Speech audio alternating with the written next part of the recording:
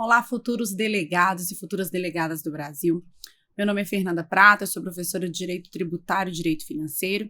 Hoje nós vamos iniciar as aulas de Direito Tributário, a revisão das questões que caíram nos últimos concursos de delegado.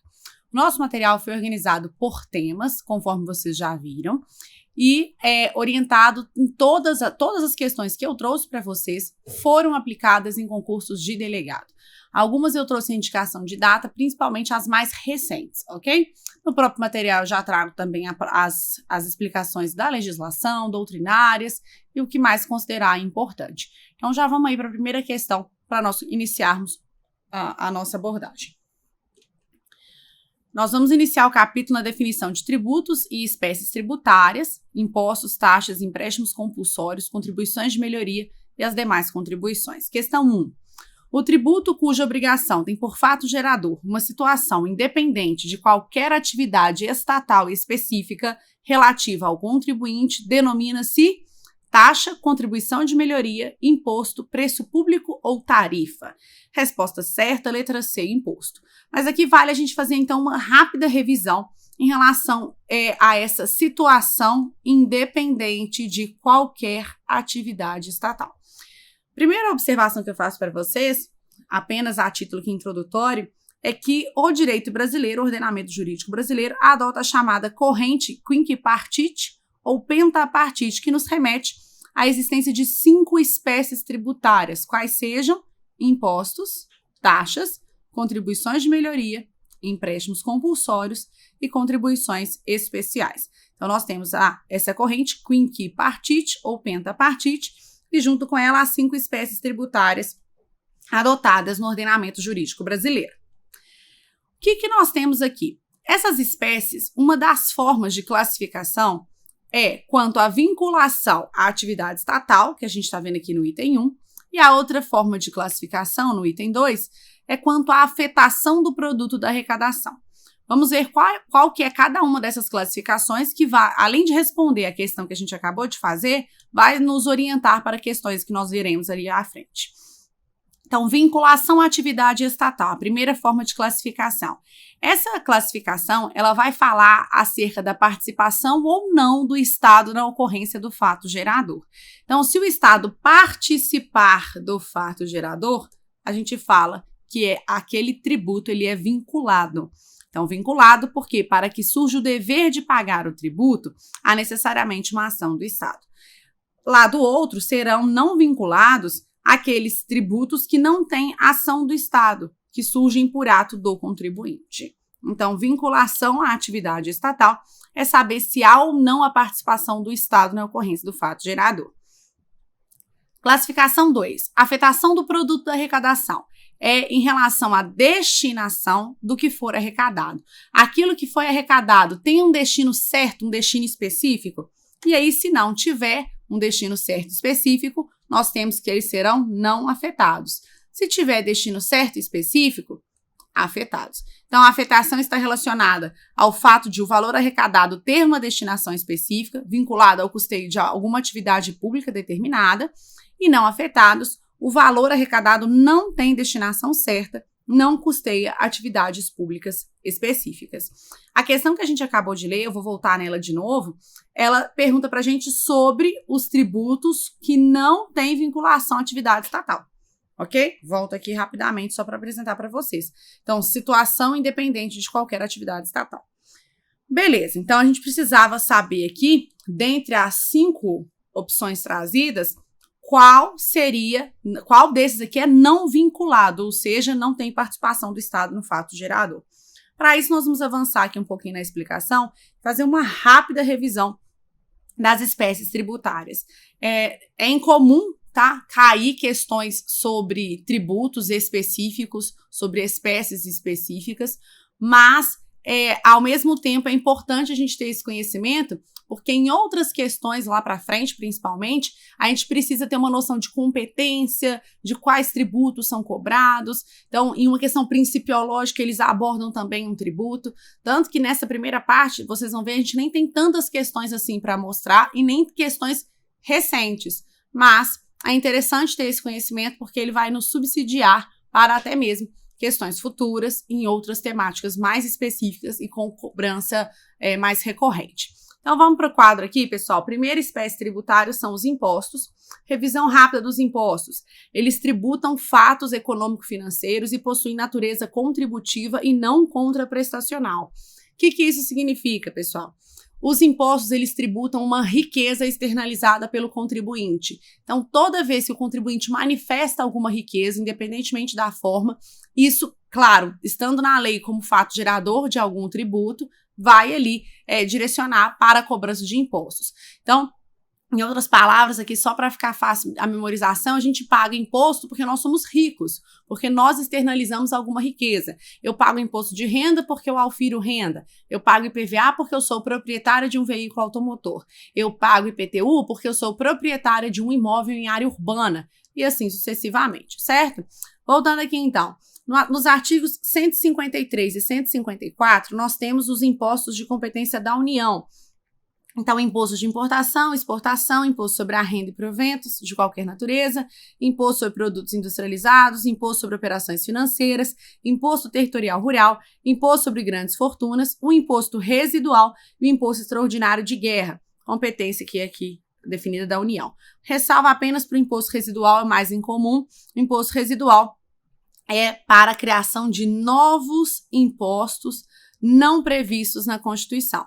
Esses novos impostos não previstos na Constituição, eles somente podem ser criados, então, pela União, e a gente vai ver aqui para baixo daqui a pouquinho que eles têm a especialidade de demandar uma lei complementar. Então, o imposto residual, os impostos residuais são novos impostos a serem criados. Se nós pensarmos em um imposto que ainda não foi criado, o único ente competente para introduzi-lo no ordenamento brasileiro é a União. Estado e município não possuem competência residual para criarem novos impostos que ainda não tenham sido criados. Voltando para a tela, artigo 155 traz para a gente a competência relativa aos impostos dos estados e do Distrito Federal. Imposto sobre a transmissão, causa-mortes e doações, ICMS, que é o Imposto sobre Circulação de Mercadorias e Serviços, Imposto sobre a Propriedade de Veículos Automotores. 156, Imposto Predial e Territorial Urbano, Imposto sobre a Transmissão inter vivos de bens imóveis e Imposto sobre serviços de qualquer natureza. Observem aqui que o Distrito Federal, fazendo aí também uma rápida ressalva, que o Distrito Federal aparece dividindo competência tanto com o Estado, tanto com o município. Isso porque o Distrito Federal possui uma competência chamada de cumulativa. O Distrito Federal, ele reúne características de Estado e de município ao mesmo tempo. Então, ele divide a competência com os estados e com o município. Tudo que o Estado e que o município puderem criar, consequentemente, o Distrito Federal também vai poder instituir. Instituídos em regra por lei ordinária, exceto o imposto sobre grandes fortunas, o imposto que todo mundo quer pagar, todo mundo quer ser aí um dos contribuintes de grandes fortunas. Esse imposto ainda não foi criado no Brasil. E imposto residual da União. Por que eles são exceções? Então, todos esses impostos que nós vimos são criados por lei ordinária. Imposto sobre grandes fortunas e imposto residual da União, eles demandam lei complementar. Isso aqui é muito cobrado em prova. Então, são os dois que demandam aí, que necessitam de lei complementar. Competência para impostos. Está escrito na Constituição que ela é privativa. Mas se a gente for olhar a regra no direito constitucional, ela não é privativa, ela é exclusiva. Porque a competência, ela não aceita delegação. A competência é indelegável. Então, se a competência é indelegável, a definição mais correta, mais precisa, é que ela seria exclusiva. O problema é que quando o artigo vai enumerar os impostos, ele coloca: compete privativamente à União instituir impostos sobre. Então, aqui só uma observação para vocês. Vinculação à atividade estatal, a gente já viu, era a explicação 1, em relação à participação ou não do Estado no fato gerador, e os impostos são todos eles não vinculados. O Estado não participa do fato gerador, surge por ato do contribuinte. Eu já expliquei para vocês o que há em comum em todos os impostos é a manifestação de riqueza do contribuinte.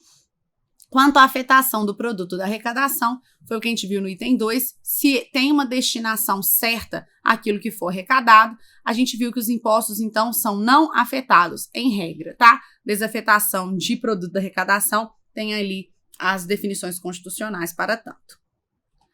Próximo tributo elencado, taxas. Taxas são para contraprestação e um caráter remuneratório. A taxa, pessoal, é a contramão dos impostos, porque a taxa, ao contrário dos impostos, as taxas elas são pagas para obter algo em troca. Então, você paga a taxa esperando ali uma contraprestação. Ela tem natureza remuneratória, uma natureza de contraprestação. Os impostos, por sua vez, o caráter totalmente não contraprestacional. Você paga os impostos para colaborar com o Estado no custeio das suas despesas públicas, não para receber algo em troca, tanto é que os impostos são não vinculados e não afetados. As taxas, já até antecipando a característica, eu vou voltar para a tela, é que elas são vinculadas e afetadas. Então, vamos ver quanto à vinculação à atividade estatal e à afetação do produto da arrecadação. As taxas são vinculadas e afetadas.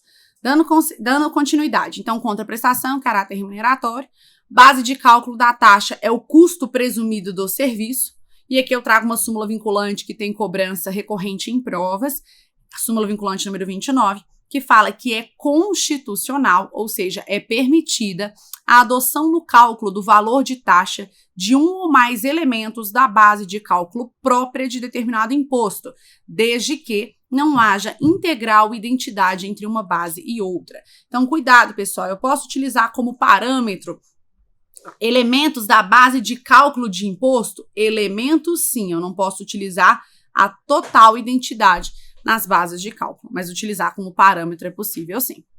Ok? Competência aqui para a criação de taxas é uma competência comum, ou seja, todos os entes podem instituir, União, Estados, DF e municípios, o que vai haver apenas uma divisão administrativa em relação a questão de competência administrativa mesmo. Passaporte, fica a taxa para emissão de passaporte, fica a cargo da União, porque vai estar aí relacionada à Polícia Federal, a aspectos de relações internacionais, relações exteriores.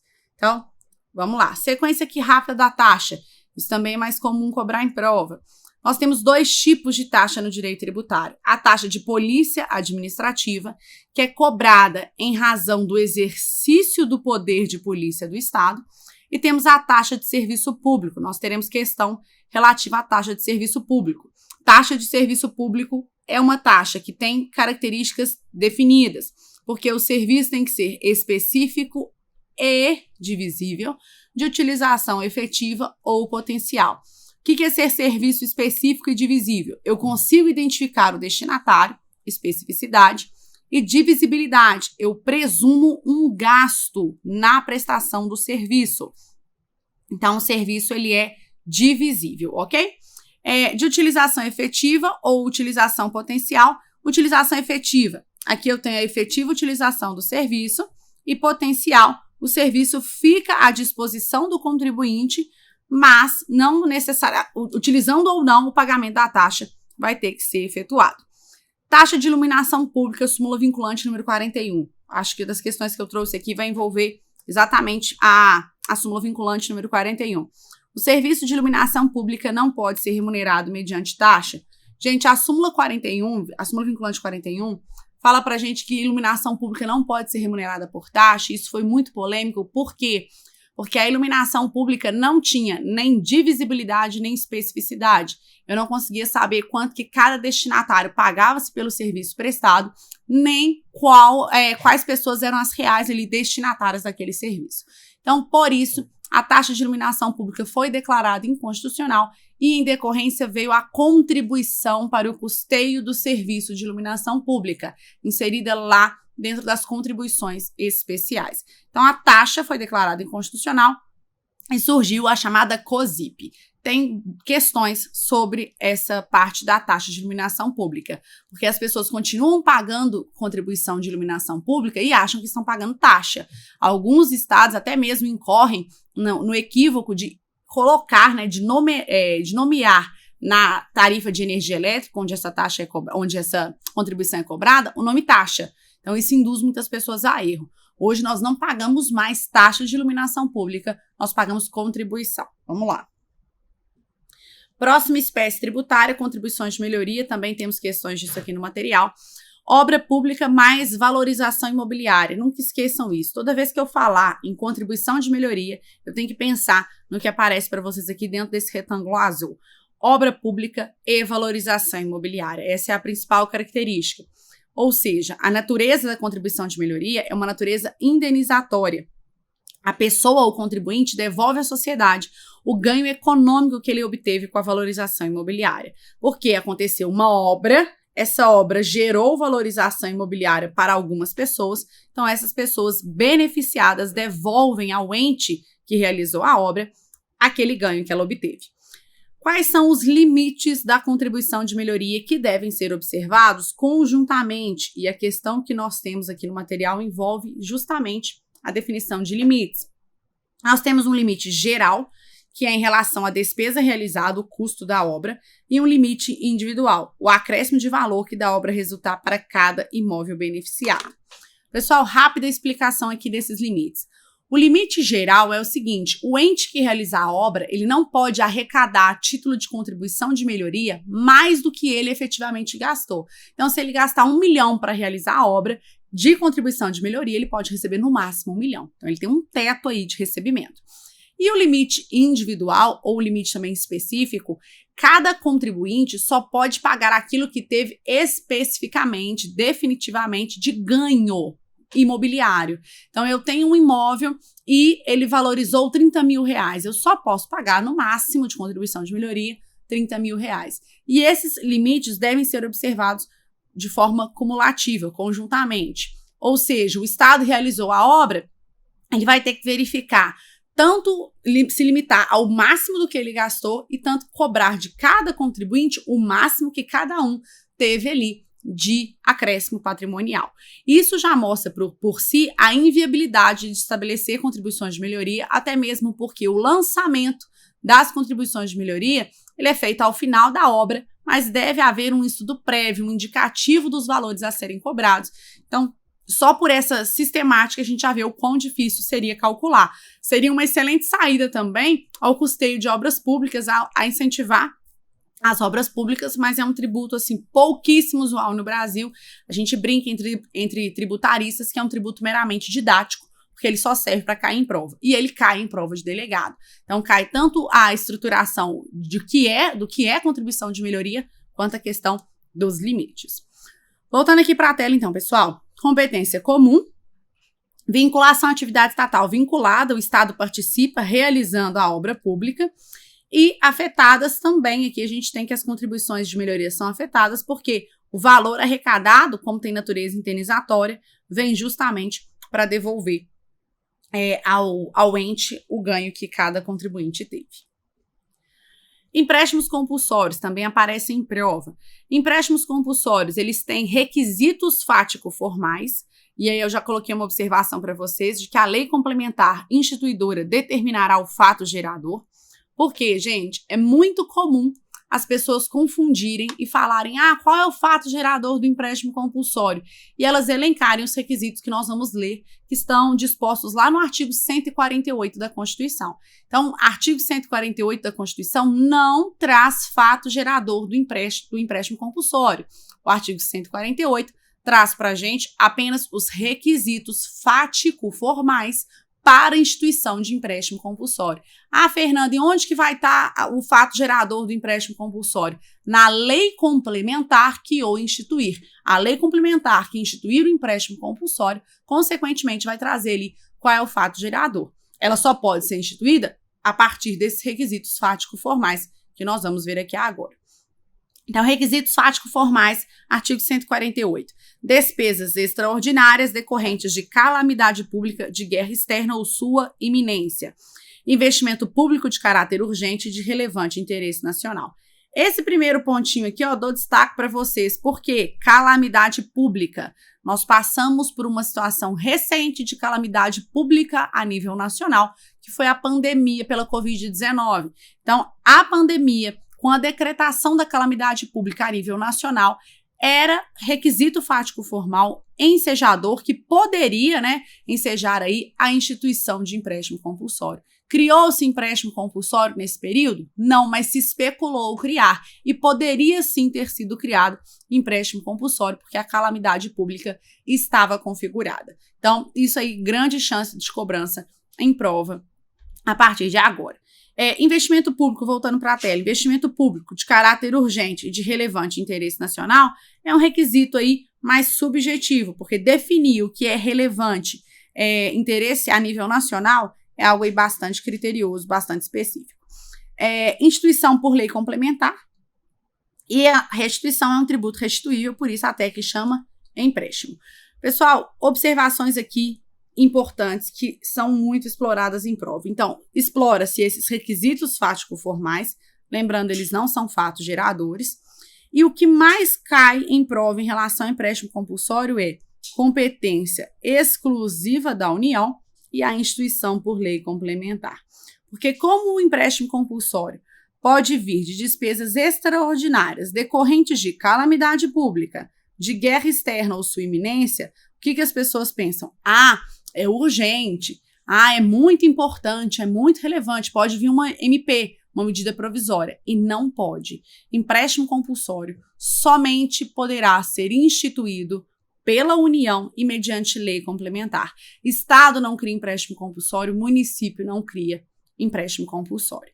Voltando aqui, vinculação à atividade estatal. Como nós não conhecemos o fato gerador, consequentemente, a gente não consegue afirmar se o Estado participa ou não do fato gerador. A gente só vai conseguir definir essa parte aqui, se o empréstimo compulsório é vinculado ou não vinculado, quando nós tivermos a lei complementar e, consequentemente, a definição de qual é o fato gerador. Afetação do produto da arrecadação, diferentemente, saber aí se o valor que foi arrecadado a título de empréstimo compulsório tem destinação específica, aí sim nós sabemos eles são afetados, porque eles vão ser destinados às despesas que lhe deram causa, seja despesa extraordinária ou investimento público de caráter urgente. Para a gente fechar aqui na nossa rápida revisão, contribuições especiais ou também chamadas de parafiscais. Lembrando aqui o primeiro conceito que também remete ao nome, embora eu particularmente não goste de adotar esse nome, chamar de parafiscais, porque eu estaria afirmando que todas são parafiscais e a gente não tem isso, na totalidade das contribuições. Como a doutrina alguns chamam, deixo aí para vocês. Parafiscalidade é a possibilidade de delegação de elementos da capacidade tributária ativa, o poder de arrecadar, fiscalizar e administrar tributos. Gente, essa parte, arrecadação, fiscalização, lançamento, cobrança, em um modo geral, é chamada de capacidade tributária ativa. A competência é indelegável. A capacidade tributária ativa é delegável. Quando ocorrer delegação da capacidade tributária ativa, nós estaremos diante do chamado fenômeno da parafiscalidade. Voltando aqui para a tela.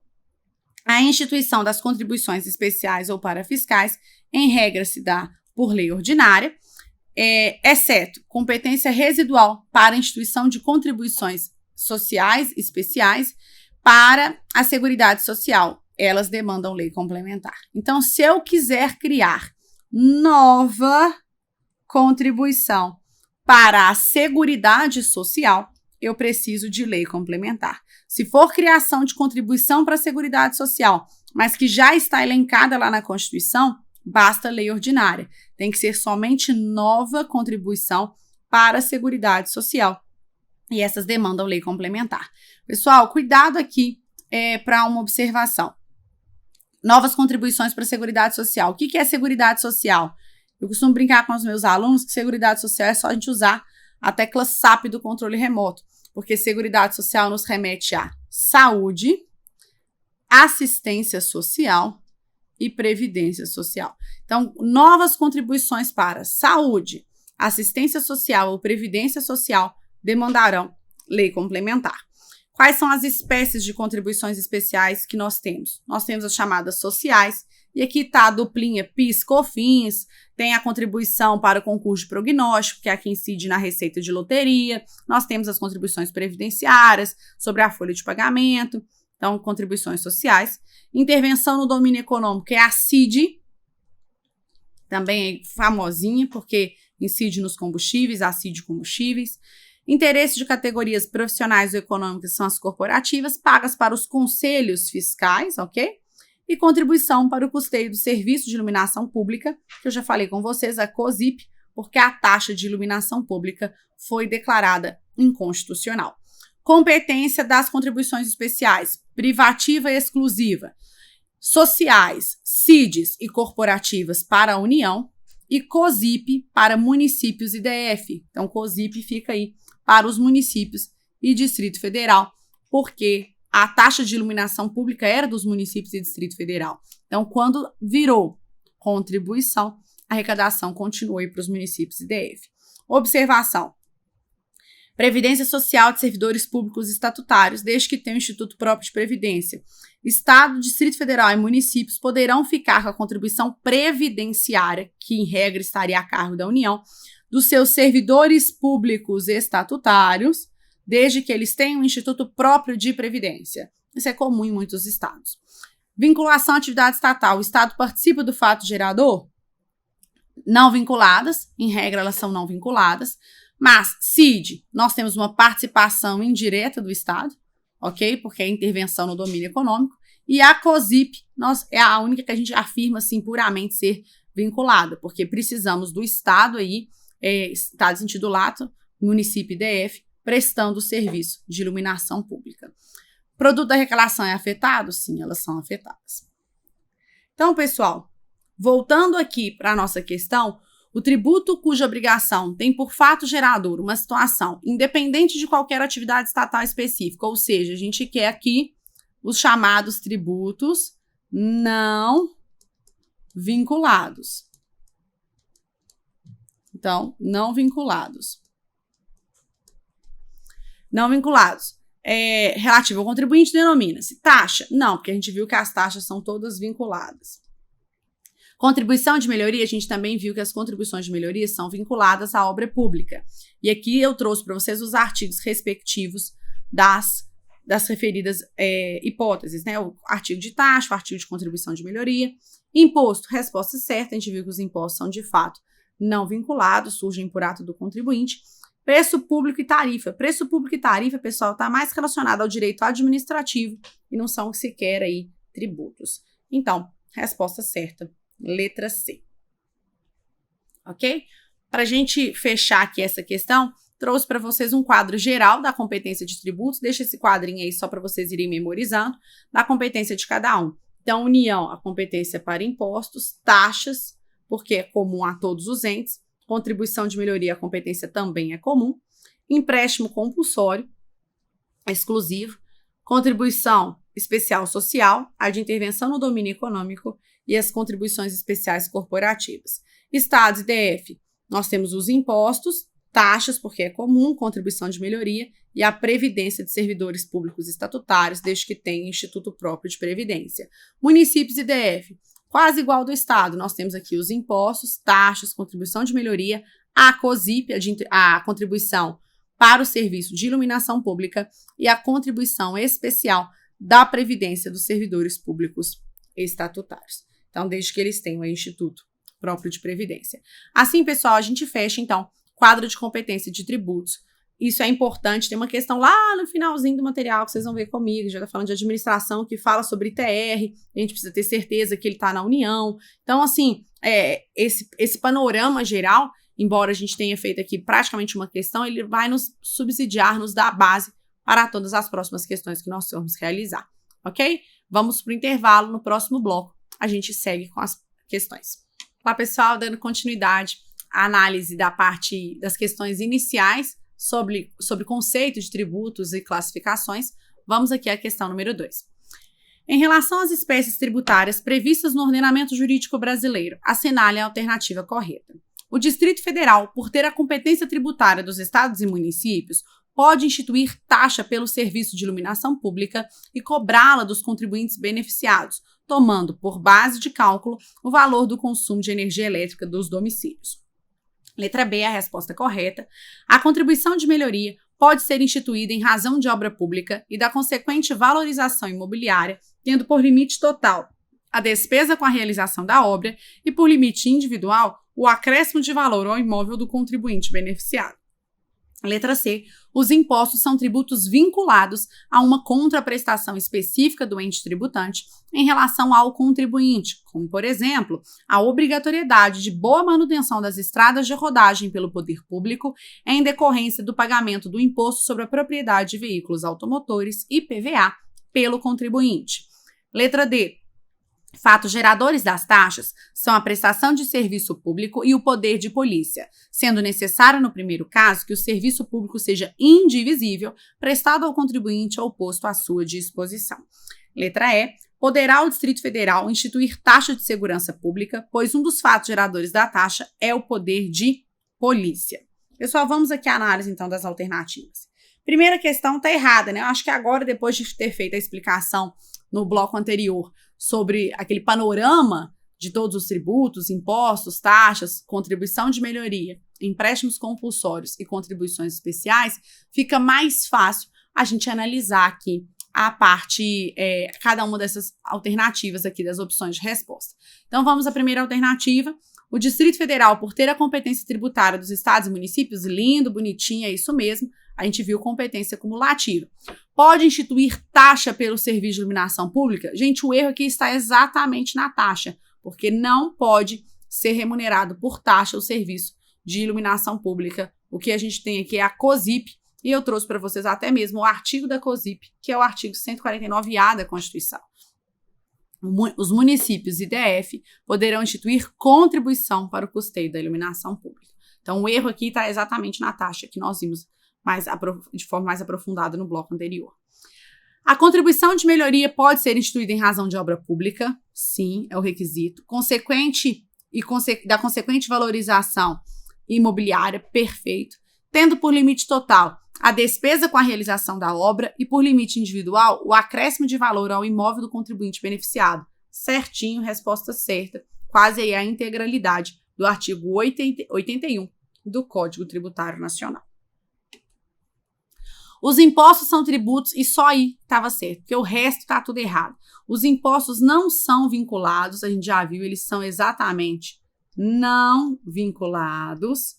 E aqui ainda justifica, né, a assertiva com a questão de que a gente paga IPVA para ter uma boa manutenção das estradas. Gente, isso é um argumento muito falado, isso aqui pega pessoas distraídas que ouvem falar isso e que tem por base essa premissa de que a gente pague IPVA para ter estradas em boas condições de rodagem, que é muito comum você ouvir falar, a pessoa caiu num buraco na estrada e ela fala, mas o meu IPVA está em dia. A pessoa tropeça no meio-fio e fala, eu tropecei no meio-fio, mas o IPTU está pago. A gente não paga IPTU para ter meio-fio em condições perfeitas, a gente não paga IPVA para pavimentação das rodovias e estradas. Não é para isso. Pode ir para isso? Até pode, mas os impostos, eles são, em regra, usados para o custeio de despesas de forma geral. E aí, depois, em questões orçamentárias, direito financeiro, vai ser feita a distribuição, a dotação desses valores que foram recebidos a título de impostos. Então, em regra, os impostos eles são não vinculados e não afetados. Sequência aqui, trouxe para vocês, inclusive, os artigos que afirmam que eu estou falando para vocês. O artigo 167, parágrafo 4º, traz que é vedada a vinculação da receita de impostos a órgão, fundo ou despesa. E aqui para frente traz as hipóteses que a gente fala de desvinculação da receita, ok? De vinculação de receita. Artigo 16 do CTN traz para a gente que o imposto, de fato, ele é caracterizado por uma situação que independe de qualquer atividade estatal. Letra D. Fatos geradores das taxas são a prestação de serviço público e o poder de polícia, sendo necessário, no primeiro caso, que o serviço público seja indivisível. Gente, o errinho aqui tá só nesse inho, olha que maldade. Se eu riscasse aqui e colocar seja divisível, a gente teria de forma correta essa assertiva. Por quê? Porque para a gente ter uma taxa de prestação de serviço público, nós vimos a característica dela é ser divisível e específica. Então, aqui, serviços públicos específicos e divisíveis. Então, não poderia ser indivisível. Poderá o Distrito Federal instituir taxa de segurança pública, pois um dos fatos geradores da taxa é o poder de polícia. Tá errado. Segurança pública também não pode ser remunerada mediante taxa, justamente por lhe faltar aí a especificidade e a divisibilidade. Isso já foi entendido aí pelo STF. Então, taxa de segurança pública é inconstitucional a taxa que tenha por fato gerador a prestação de serviço de segurança pública, ainda que requisitada por particular. Serviço público indivisível e não específico. Então, por lhe carecer aí os requisitos da taxa de serviço público, a taxa de segurança não pode ser instituída. Resposta certa, então, ficou a letra B, que falava pra gente sobre a contribuição de melhoria. Vamos lá. A gente vai inaugurar aqui um novo capítulo. Esse capítulo eu aglutinei aqui informações importantes, até mesmo para que nós não, para otimizar o nosso tempo. Então, nós vamos falar sobre limitações constitucionais ao poder de tributar, princípios, imunidade e isenção, competência tributária e capacidade tributária ativa, fontes do direito tributário, vigência da legislação tributária, anterioridade de exercício e nonagesimal, aplicação da legislação tributária, interpretação e integração da legislação tributária. Vamos à questão número 1. Considerando os princípios e as normas do direito tributário, julgue o item que se segue. Para a instituição de novas taxas, deve-se observar tanto a anterioridade anual quanto a anterioridade nonagesimal. E essa assertiva está certa, está correta. Vamos ver por que aqui numa revisão dos princípios. Nós temos na Constituição, no artigo 150, inciso 3, alíneas B e C, a definição dos chamados princípios da anterioridade de exercício, ou simplesmente anterioridade, e princípio da anterioridade nonagesimal ou noventena. Para ficar mais didático, eu vou chamar somente de anterioridade e de noventena. Vamos ler aqui rapidamente o dispositivo constitucional. Sem prejuízo de outras garantias asseguradas ao contribuinte, é vedado à União, aos estados, ao DF e aos municípios cobrar tributos, a linha B, no mesmo exercício financeiro em que haja sido publicada a lei que os instituiu ou aumentou, e antes de decorridos os 90 dias da data em que haja sido publicada a lei que os instituiu ou aumentou, observado o disposto na linha B. Então, nós temos aqui na linha B a chamada anterioridade e na linha C a chamada noventena. O que a gente tem aqui, pessoal, é que a espera, e a observação já está aí para vocês embaixo, é que a espera é concomitante, ou seja, eu devo observar tanto a troca do exercício financeiro quanto os 90 dias da data da publicação. Então, concentrem aqui. Publicada uma lei que instituiu ou aumentou um tributo, e depois eu vou, ao finalzinho, eu vou explicar por que eu estou dando destaque a esses dois fatos, então, instituição ou aumento, majoração. Nós vamos observar, em regra, a virada do exercício financeiro, ou seja, a troca do exercício financeiro, mais o prazo de 90 dias contados da data da publicação. Pessoal, cuidado! Troca de exercício financeiro não é aguardar um ano, é esperar virar o ano. Então, é de 31 de dezembro a 1º de janeiro que nós temos a troca de exercício financeiro, porque exercício financeiro equivale ao ano fiscal. Então, nosso ano fiscal, ao ano calendário também, né? Então, o nosso ano fiscal, ano calendário, 1º de janeiro a 31 de dezembro. Troca do exercício financeiro se dá exatamente de 31 de dezembro para 1º de janeiro do ano seguinte. 90 dias contados da data da publicação. Vamos lá. Então, essa é a regra, essa é a espera concomitante. Só que nós temos muitas exceções ao princípio da anterioridade, ao princípio da noventena. Claro, todas elas plasmadas aí na Constituição. Então, a Constituição traz para a gente exceções anterioridade e noventena. Como elas estão ali espalhadas pela Constituição, o que eu fiz? Eu já coloquei elas aqui para vocês de forma sintetizada, mas tenho ali, em sequência, os artigos respectivos. Então, exceções à anterioridade: empréstimos compulsórios sobre guerra e calamidade, imposto de importação, imposto de exportação, imposto sobre produtos industrializados, imposto sobre operações financeiras, imposto extraordinário de guerra, imposto sobre a circulação de mercadorias e serviços, sobre combustíveis, então ICMS combustíveis, contribuição de intervenção no domínio econômico, CID combustíveis, lembrando que ICMS combustíveis e CID combustíveis somente para reduzir e restabelecer, e contribuições sociais para a Seguridade Social. Olha o SAP aí de novo, então só saúde, assistência e previdência seriam aí exceção à anterioridade. Pausa aqui para observações importantes. Primeira delas, empréstimo compulsório sobre guerra e calamidade. Nós vimos no bloco passado que o empréstimo compulsório pode ser instituído a partir de 2 requisitos fáticos formais: a calamidade pública, guerra externa ou sua iminência, e também em caso de relevante interesse nacional, o investimento público de relevante interesse nacional.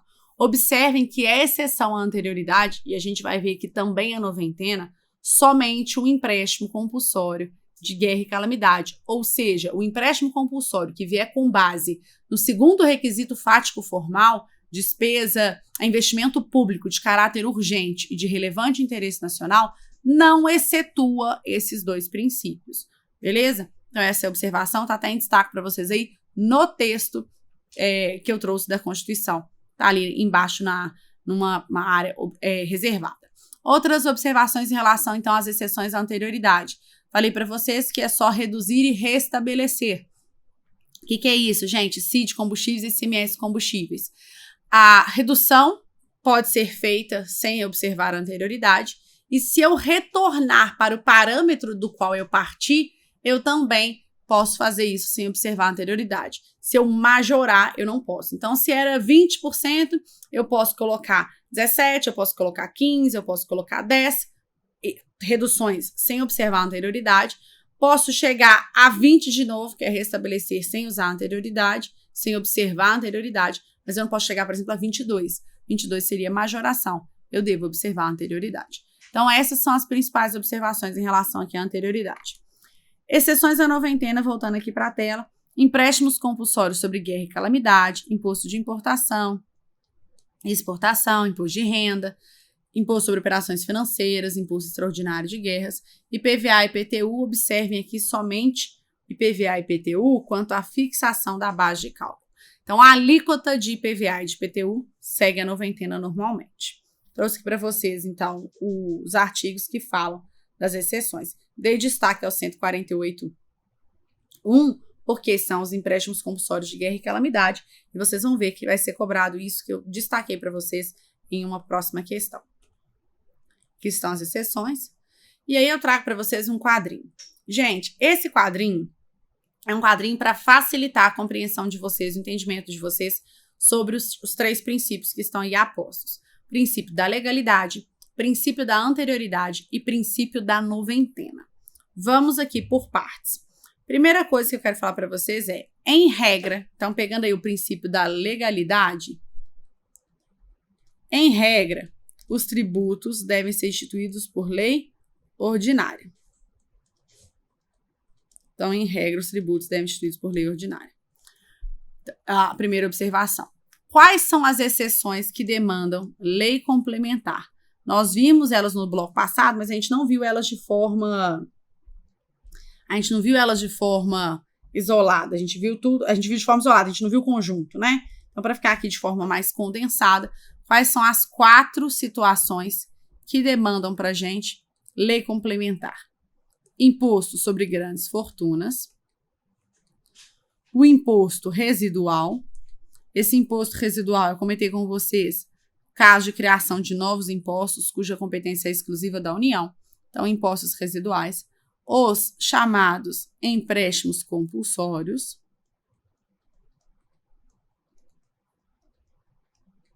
e as contribuições especiais para a Seguridade Social. Eu já tinha falado com vocês ali. Teclinha SAP. Então, esses 4 tributos aqui que eu escrevi demandam lei complementar. Para eles serem criados, eles necessitam de lei complementar. Se eu falo que precisa de lei complementar, jamais pode ser medida provisória, porque a gente não pode usar a medida provisória para matérias destinadas a leis complementares, certo? Alguns alunos meus normalmente criam aí um bizu, né, uma regrinha para tentar decorar isso. Eles falam que são instituídos por lei complementar o SEG. O que é SEG? Aí a gente vai completando aqui, ó, as contribuições do SAP, os empréstimos compulsórios, o imposto sobre grandes fortunas e aqui o imposto residual. Beleza? Então, se vocês quiserem aí memorizar por isso, o SEG. Então, legalidade, em regra, os tributos são instituídos por lei ordinária. Esses 4 demandam lei complementar. Aqui nós temos, voltando ao nosso quadrinho, nós temos um quadrinho de exceções. Vou apagar aqui a tinta para ficar mais fácil da gente enxergar. Esse quadrinho todo aqui, o cuidado que vocês têm que ter é que ele é um quadro de exceção. Aí vocês vão falar comigo, mas professor, um quadro de exceção é aqui, ó, tudo que está aqui para baixo não aplica legalidade. Tudo que está aqui dentro da parte verde não aplica anterioridade. E tudo que está aqui na última coluninha não aplica noventena. Aí vocês vão virar para mim e falar, professor, mas você fez um quadro de exceção, por que você não fez um quadro da regra?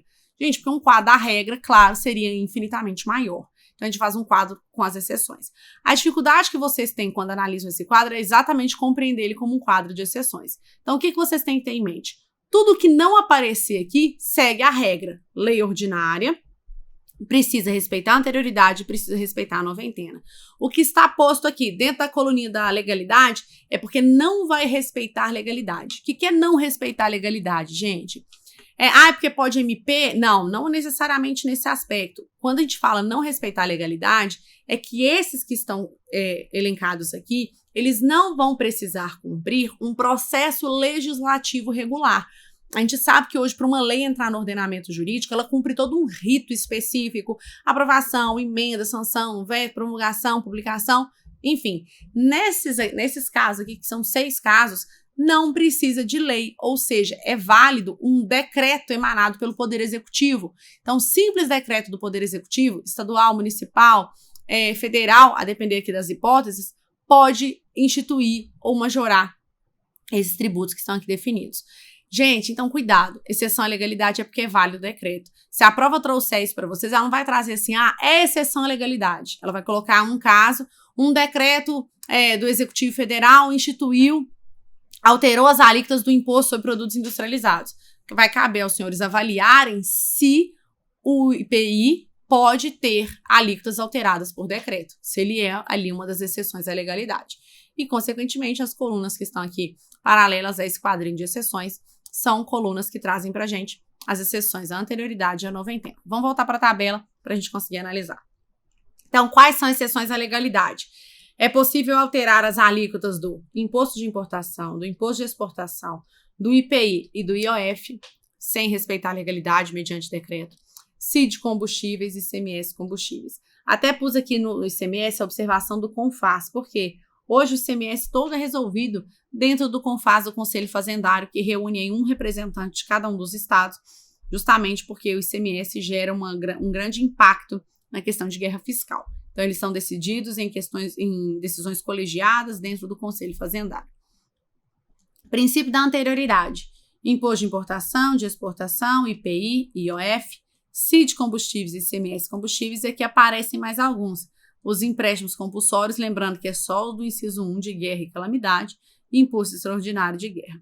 Contribuição para a Seguridade Social, teclinha SAP. Exceções à noventena, imposto de importação, imposto de exportação, imposto sobre a renda, IOF, empréstimos compulsórios, o imposto extraordinário de guerra, IPVA e IPTU, quanto à fixação da base de cálculo. Existe aqui um macetinho só para tentar memorizar esse quadro. Então, eu vou apagar aqui as observações para a gente poder ver esse macetinho. O princípio da legalidade não tem muita opção, não. Então, essas 6 hipóteses aqui, vocês teriam que memorizar. Jogo para cá. Até aqui, ó, o quadro é igual. Então, repito as 6 aqui dentro da anterioridade. E aí, eu vou lembrar de mais 2 situações. Tributos de guerra, e eu sei que existem 2 no direito brasileiro, o empréstimo compulsório e o imposto extraordinário de guerra. contribuição para a Seguridade Social. Então, aqui na coluna do mês, se eu replico a coluna da legalidade, lembro de tributos de guerra e do SAP, eu fecho a coluninha do meio. Noventena, imposto de importação continua, exportação continua, IOF. O IPI não passa, aqui ele vira imposto de renda. Isso aqui é muito cobrado, porque muitas pessoas acabam jogando o IPI para cá também. Tributos de guerra, empréstimo compulsório sobre guerra e o imposto extraordinário de guerra.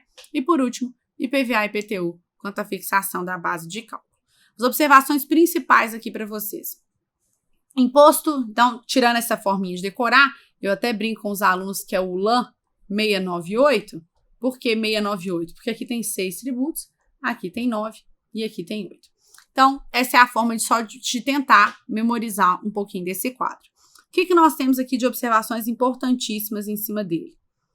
E aí eu afirmo para vocês que a gente resolve qualquer questão de legalidade, anterioridade e noventena com base nesse quadro. Vocês têm que observar, são aqueles que aparecem nas 3 colunas, e eles são imposto de importação, exportação e IOF. Isso já traz para a gente a chamada característica da extrafiscalidade deles. O objetivo desses impostos não é meramente a arrecadação. Eles têm um caráter regulatório aí por trás também da arrecadação. Por isso, olha, eles podem ter suas alíquotas alteradas por decreto, eles não respeitam a anterioridade nem a noventena. Para esses 3, a vigência, na verdade, mais que a vigência, os efeitos, eles são imediatos. Então, esses aí são de observação quase que obrigatória. O IPI também é curioso, porque o IPI, ele aparece na legalidade, ele aparece na anterioridade, mas ele não aparece na noventena, porque na noventena aparece somente o imposto de renda, e o IR aqui é o único lugar que ele aparece, tá bom? Observações também, continuando aqui dentro das observações importantes. Contribuições para a Seguridade Social só aparecem nessa parte, ok? E na noventena, além de ter a inovação do IR, outros que só aparecem aqui também na noventena são IPVA e IPTU, quanto à fixação da base de cálculo. Então, pessoal, esses aqui são os mais fáceis de confundir, porque eles aparecem apenas uma vez. Tá bom, professor, entendi. Agora entendi esse quadro. Para que você fez esse quadro? Porque a questão falou de taxa. E aí vem uma respostinha para vocês aí. Apareceu taxa alguma vez nessa tabela? Não. Apareceu, por exemplo, ITBI? Não. Apareceu ITCMD? Não. Apareceu ITR? Não. Então, todos aqueles que não apareceram aqui seguem a regra. Todos que não apareceram aqui seguem a regra. Então, a partir desse quadro, a gente volta aqui rapidamente na nossa questão. Para a instituição de novas taxas, deve-se observar tanto a anterioridade anual, sim, quanto a anterioridade nonagesimal. Sim, para novas taxas, eu observo a anterioridade noventena, porque taxas não estão ali no rol de exceções. Para a gente fechar aqui a anterioridade noventena, nós temos o chamado princípio da não surpresa. O que é isso, gente? O princípio da não surpresa, ele fala que o contribuinte não pode ter uma surpresa ruim, ele pode ter uma surpresa boa. O que é surpresa ruim, gente? Direito tributário mexe com o órgão mais sensível do ser humano, que é o bolso. Então, surpresa ruim para o contribuinte é aquela que pesa o bolso do contribuinte. Quais, então, seriam as modificações que surpreenderiam negativamente o bolso do contribuinte? Aumento e criação.